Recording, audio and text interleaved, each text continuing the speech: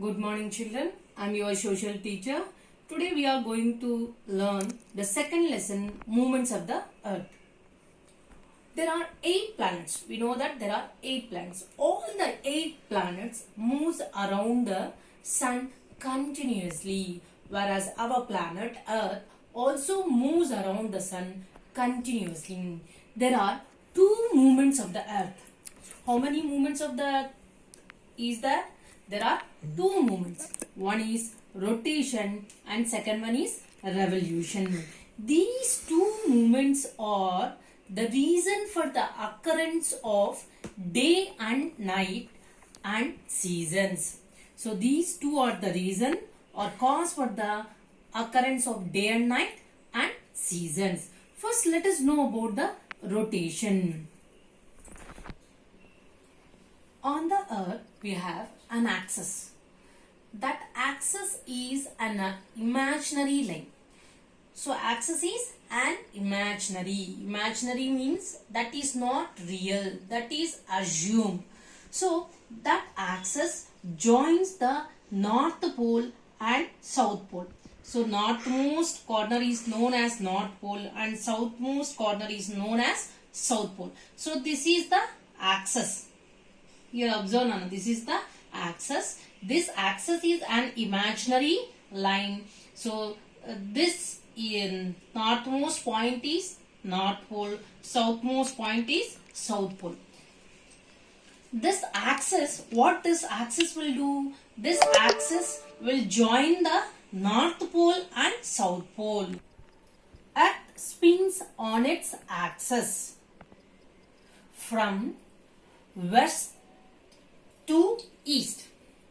The earth spins on its axis from west to east. This is known as rotation. Have you observed that top? Top means bongaram nana. How it spins? In that way, the earth spins on its axis from west to east. This is known as rotation. Earth's axis is slightly tilted. So this axis is slightly tilted, slanting, little bit bent. So here this is not straight, this is slanting, this is bent. So little bit bend is there. So here the earth will take 24 hours or a day to complete one rotation. How much time the earth will take to complete one rotation? 24 hours or a day. How the day and night will occur? So for this day and night, here you have diagrammatical representation of occurrence of day and night. I will give you one example. Take a globe and place it in a dark room and take one torch, flash the torch on the globe. Here, when you flash the torch on the globe, only half of the globe is visible with the light. So that means this part which is having light is a day and the part remaining half is in dark. So the darkened part is night. In the same way, the earth also gets day and night. Okay. If you rotate the globe, the darkened part will come into light and lighter part will go into darken. Isn't it, children? So exactly the same way will happen to the Earth's rotation on its axis. Part of the Earth's face gets light, has day, and the part which is in dark, that part will be in night. So here the Earth never stops rotation. So it never stops rotation or revolution. Okay children, just observe the diagram. So this is the diagram of occurrence of day and night. So these are, so here I put arrow marks, no? So these are sun rays. So this is the axis, north pole and south pole. So this is the day. Up to here the lighting, the sun rays are falling, Nana. Up to here the sun rays are falling. This entire is in dark. So that means this entire part is in night. So this entire part is in day. So this is the diagrammatical representation of occurrence of day and night. Here we said that the x-axis is tilted or likely slanting. So because of that reason, the sunlight received by all the regions will differ. So all the areas will get the same sunlight? No, it differs. Why it differs? Because of this tilted pole or tilted axis. And the length of day and night will also differs. So the day and night also differs, and the amount of sunlight received by the different regions or different areas also differs. Next, come to the revolution. What is meant by revolution?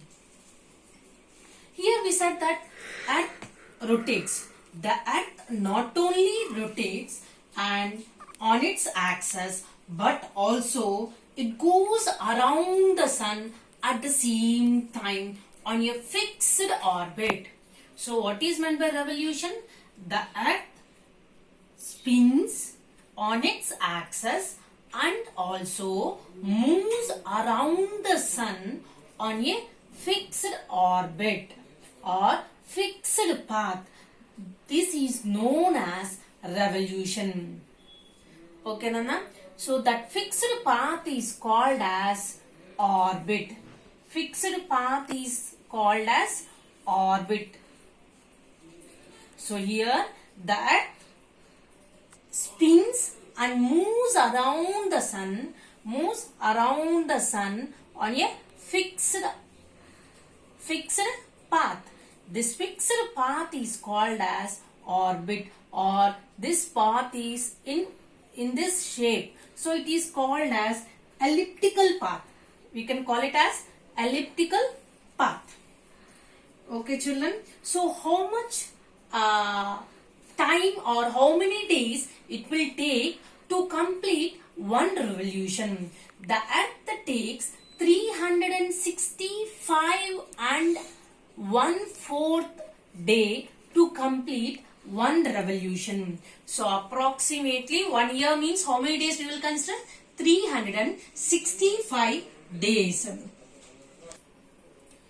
So 365 and quarter day. So this quarter day is added together for 4 years. And so for 4 years this will be added. So 1/4 plus 1/4. So it will become 1 day. So this 1/4 day is added together for 4th year. And one extra day is added in the month of February. So that is considered as leap year. So leap year will consist 366 days. February month will get 29 days in leap year. So why means this quarter day is added for every 4 years. Every 4 years. That is the reason why we are getting leap year. So which month will have an extra day in the leap year means February month will have an extra day. Okay, Nana? This is about rotation and revolution. So 2020 is a leap year? Yes, 2020 is a leap year. And okay, children, read the rotation and revolution. Go through the textbook. Bye.